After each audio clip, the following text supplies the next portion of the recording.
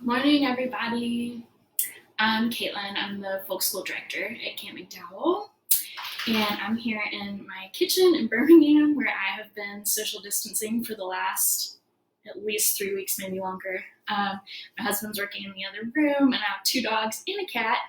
Um, so bear with me because it could get a little weird in here, but we're going to do our best. Okay, before we get started making the sourdough starter, I would love for y'all to go to the comments section of the live stream and just let me know that everything is working for you, but also give us a shout out and let me know where you're tuning in from, because I'd love to check in later. As the video keeps going, since I'm filming on my own, I won't be able to answer your comments in live time, but I will be going back in and answering any questions you have about the process, and I'll also post a document with some links and some helpful instructions. So if you're not doing it step by step with me, you'll still be able to go back and do the process accurately. So let's get started.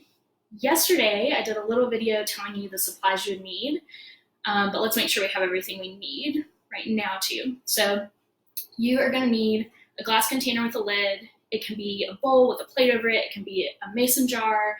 It can be a Tupperware with lid. So anything, but you preferably glass. You're gonna want some flour, preferably unbleached, definitely all-purpose. So if you don't want self-rising, we're creating the rise, so you don't need it already in there. You're gonna need a little bit of water and a measuring cup and a spatula. It is also really helpful, but not totally necessary, if you have a kitchen scale on hand. That will make it a lot easier to be precise in your measurements. And if you want to get even more precise, you can use an instant read thermometer to test the temperature of your water, just to make sure that it is close to room temperature, above 65 and below 85. All right. Oh, and you may also want a rubber band, and I'll explain why later. So we are making a sourdough starter, which is natural yeast. It occurs in nature all the time, and what we're doing is giving it the right environment for a predictable rise and fall.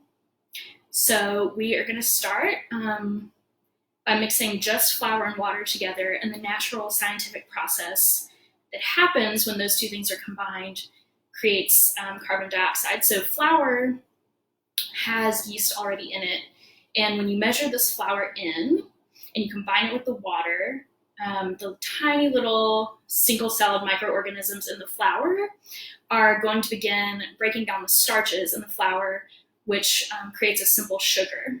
And then they eat that sugar and they give off carbon dioxide and alcohol. And so that's the carbon dioxide coming out is what gives the bubbles and gives the rise. So I have a few different stages of starter just to kind of give you an idea of what yours will look like along the way. This is my usual starter that I bake with all the time.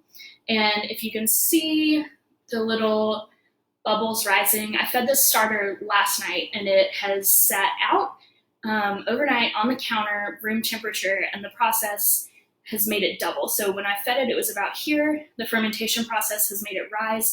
And this is a great time to start baking with it. I could start a dough right now and get a beautiful boule out of it. And this starter is about 9 months old, give or take. This starter I started a week ago to show y'all what it looks like. So this is not technically a ripe starter yet. You're gonna wanna give it a little more time for it to develop flavor and to get a consistent rise. So you can see where the rubber band is. When I fed it last night, it was right here. And overnight, it's come up to about here, but that's not going to be a consistent thing that I can depend on every day. So you wouldn't want to bake with this yet, because there's not really a guarantee yet that the yeast will have fed quickly enough to create that rise. This little guy I just started last night, and you can kind of see there's not a lot going on. There's a little bit of the alcohol. This is sometimes called pooch. But this is the alcohol that it's giving off because it has finished eating all of the flour, or digesting all of the flour, and it's ready to be fed again, but it has not risen at all. So the first few days of your starter process, don't expect to see that much. That's okay, that's normal. So now we're gonna start making a sourdough starter. what you're gonna do is get your glass jar, whatever container. If you're using a scale, you're gonna take the lid off of your jar, and you are going to turn your scale on, place the jar. Mine weighs about 400 grams, so it's going to be really important if you are using your scale and you continue to use your scale when you're feeding your starter, write down that number right now. Stop what you're doing and write down the number somewhere that you will save it because you're going to use it each time. If you're not, it's okay. I'm going to leave you really easy, simple instructions in the notes later about how to make sure you're consistently feeding the same ratio of flour and water to your starter. So now that you've done that and you've written it all down, you can zero your scale. So now we just have an empty jar that's not being registered by the scale. Into that, you are going to measure 120 grams of all-purpose unbleached flour. And if you are using your measuring cups and you don't have a kitchen scale, that's absolutely fine.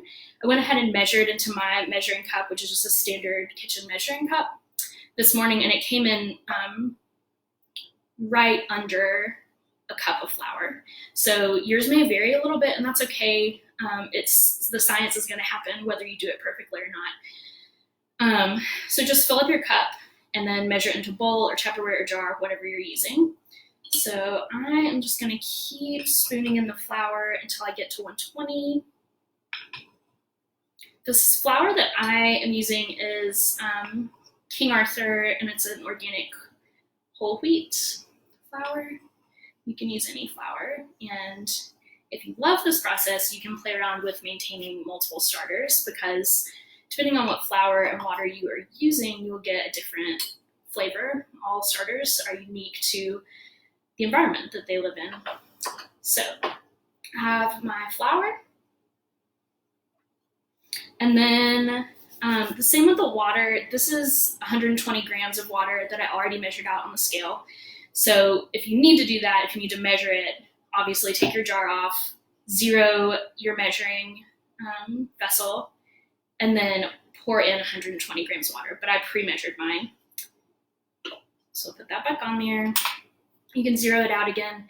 If you are using measuring cups at home, this is about a half cup from a liquid measuring cup of room temperature, and mine is just tap water. You can use filtered. Some people will pour the water in and leave it sitting on the counter for an hour, the idea being that the chlorine in the water, whatever else they add to tap water, gets evaporated. But I've never had trouble getting my starter to ferment with just room temperature tap water. So you're gonna pour this in.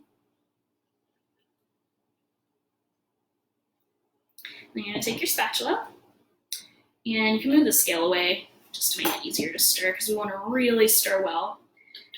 So stir everything up, working to keep the flour off the sides of the jar as best you can. And you don't want to leave any pockets of dry flour in this, so you're really going to stir very well until it is fully incorporated, the water and flour. And it's going to be a wet, pasty dough. It's a little bit shaggy. And make sure you get the bottom.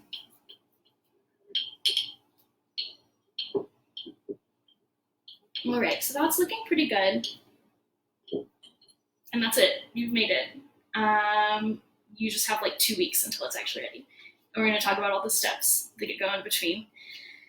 At this point, you're gonna want to put the lid on your jar, but it's really important that you give that gas that is coming off of the fermentation process space to leave the jar. You don't wanna create a ton of pressure inside the jar and make a mason jar bomb. That would be bad.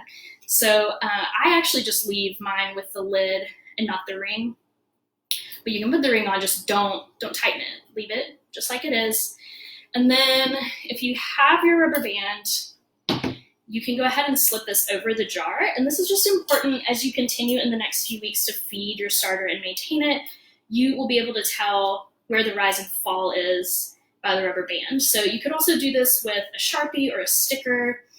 You could take a picture on your phone. Just, you want to get an idea of how much rise you're getting each day. because once it starts to fall again, that's a perfect time to feed it. Cool. So this is done. We're going to set this aside for 48 hours. You don't have to do anything to it. You don't have to feed it. You don't have to think about it. Just sit it on your counter, leave it alone. Let nature do its thing. So 2 days from now, you are going to take your starter. And like I said, mine is about a week old now, and you can see that the bubbles are starting to form, but it doesn't have that same crazy rise as the 9-month-old starter. What we're going to do now is feed this. So we are going to feed it at a 1-1-1 ratio, which means we are going to feed equal parts of the starter with water and flour. And so the way that's going to look is, if you're measuring, you wrote down the weight of your jar a few days ago when you made your starter, and you are going to now zero out your scale with nothing on it, place the entire thing on here. So this is coming out at about 608, and I know that my jar weighs about 400, so that means that I have 208 grams of starter in here. I'm going to pour out about half of it. And I just keep a bowl. As you're pouring it out, it really bothers some people to waste the discard, but when it's this young, it's not good for a lot. I put it in my compost pile, which is great for your compost pile. If you don't have a compost pile, do just put it in your waste bin. You don't want to put it down your drain. As it dries out, it gets almost like cement, and that is not great for pipes. So I am eyeballing this. You really probably want to measure it all out. You're going to leave 120 grams of flour. I think I'm getting pretty close. I'm weighing it as I into the bowl, so subtracting as I go. If you don't have a scale, you're just going to eyeball about half. So if it's right here, you want it to come down to about here. And then you can place it back on your scale and zero your scale out. And we are going to add, since we're leaving 120 in the jar, we're going to add 60 grams of flour, the exact same flour you've been using before. And if you don't have a scale and you're using your measuring cup, that's going to be a half cup of flour.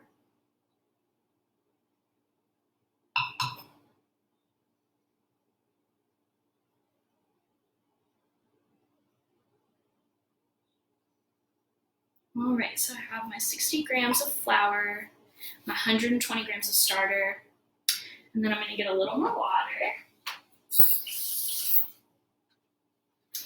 And we're going to add another 60 grams of water. If you don't have your scale, that's going to be a 4th cup of water. That should be close enough. So pour it in.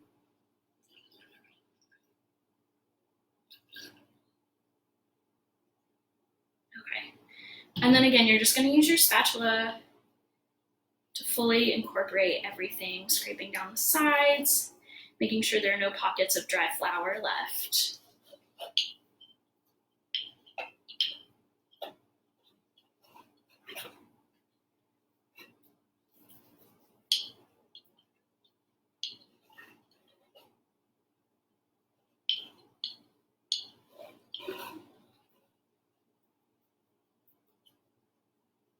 All right, and that should be good to go.